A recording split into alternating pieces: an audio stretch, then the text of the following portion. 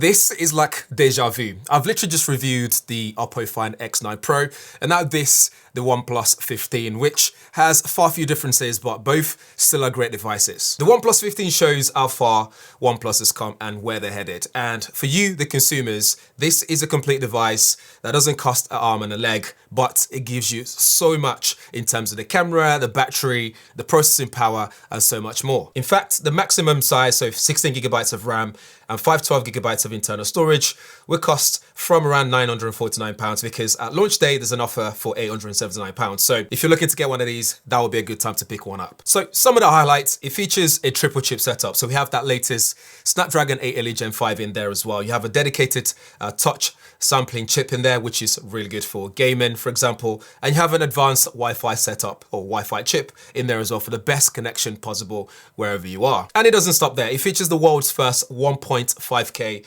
165 Hz refresh display, and it has 7,300 mAh battery in there with ultra fast charging and a triple 50 megapixel camera situated on the back. As far as the design goes, it's very subtle, it's minimal, it's clean, and the only major standout is this camera bump on the back. As you can see there, the edges and also the logo as well. When it shimmers under the light, it gives you this nice reflection effect, which is pretty neat. I like this ultraviolet color here as well. So we have this aluminium mid frame as well to keep it nice and comfortable in hand. It's nice and soft, and you got this rounded corners on there as well. I'm not mad at it at all. I think the design is pretty cool. And you have color options available, which includes the infinite black color. We have the sandstorm, which is my favorite, and also this one here, which is the ultra violet color. The OnePlus 15 is also IP certified, and I remember those days when OnePlus didn't even have any certification in there, perhaps to save costs because you have to pay for the certification. But now we get IP66, IP68, IP69, and IP69K. And out of all of those, we're very familiar with them apart from maybe the IP69K. It just means protection against high pressure water jets at temperature of up to 80 degrees centigrade. And whilst you might be thinking, why would I be needing that on my smartphone? Well, if you think, for example, if you were to put this in a washing machine in your pocket and you forget to take it out, your phone will remain safe throughout the whole cycle. Now, this is not something that I've tried myself, so do with that information what you will. As mentioned at the start, another highlight of the OnePlus 15, it's 1.5K 165 Hz display. This is an industry first, which spans this 6.78 inch real estate with no compromise at all. It still has that LTPO technology. You have 3,200 Hz touch sampling rate thanks to that integrated touch response chip. You have Pro XDR support and 1,800 nits of brightness. Overall, it translates well into the real world. We're talking smooth gaming experience and videos look amazing too. Thanks to that new Snapdragon 8 Elite Gen 5, which offers significant improvements over its predecessor. Not only is it great for graphics performance, but it's also up there when it comes to AI processing capabilities. When paired with that 16 gigabytes of LPDDR5X Ultra Plus, which it's really fast. It means apps open with no hiccups. Multitasking is a breeze as well. Storage is also 512 gigabyte UFS 4.1. What's significant here is its ability to sustain up to 120 frames per second whilst remaining cool all the way throughout. All that performance coupled with 7,300 mAh battery means you can game all day long to your artist's content. In fact, you can even put your camera app on, for example, all day long so you don't miss any moments and you don't have to worry about your battery running down. For me, I've been seeing 2 days of battery use with no issues at all. It does it comfortably well with no problems, which is very impressive. Then if you need to charge it back up, you can just do that in 39 minutes with that 120 watts SuperVOOC charging. Okay.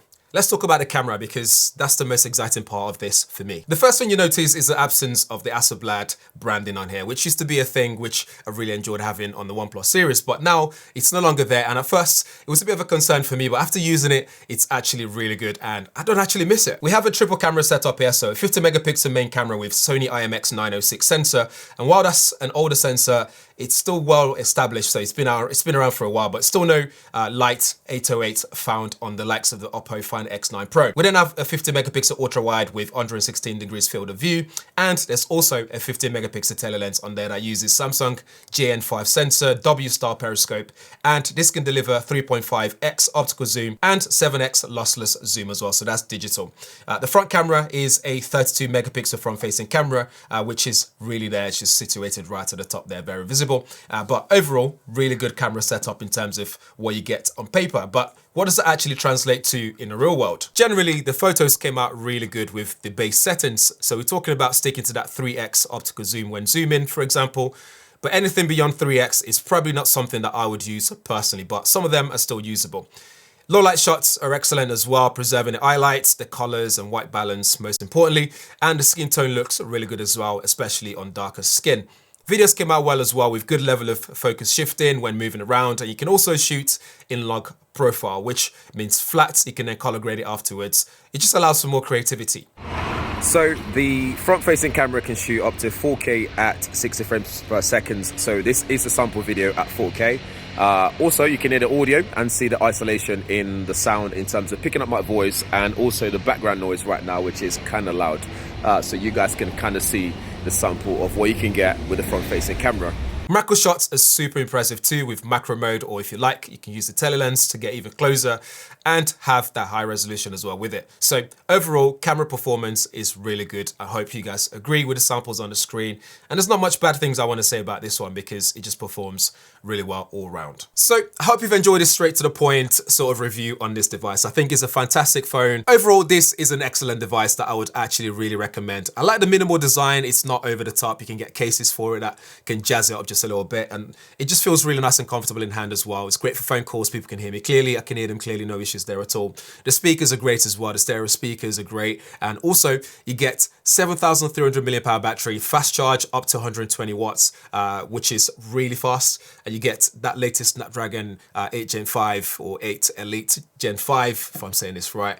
But yeah, you get the gist. You get the latest Snapdragon 8 Elite Gen 5 in there as well, and just generally really good device. They've thought everything through and delivered something that's fantastic. If there's anything that I would have loved is, for example, I think the counterparts like Oppo and Vivo are doing that teleconverter kit, which isn't compulsory for everyone, but you can buy it as an extra. It'd have been amazing to be able to get that for this as well, just to improve that level of zoom just a bit more. But apart from that though, I think this does a really good job. Great portrait shots as well, and I think it's just a fantastic device. So if you're looking for something on the market right now, this is definitely up there, really good choice. But over to you, let me know what you think, and if you have any questions, let me know in the comments below. And thanks for watching. See you in the next one.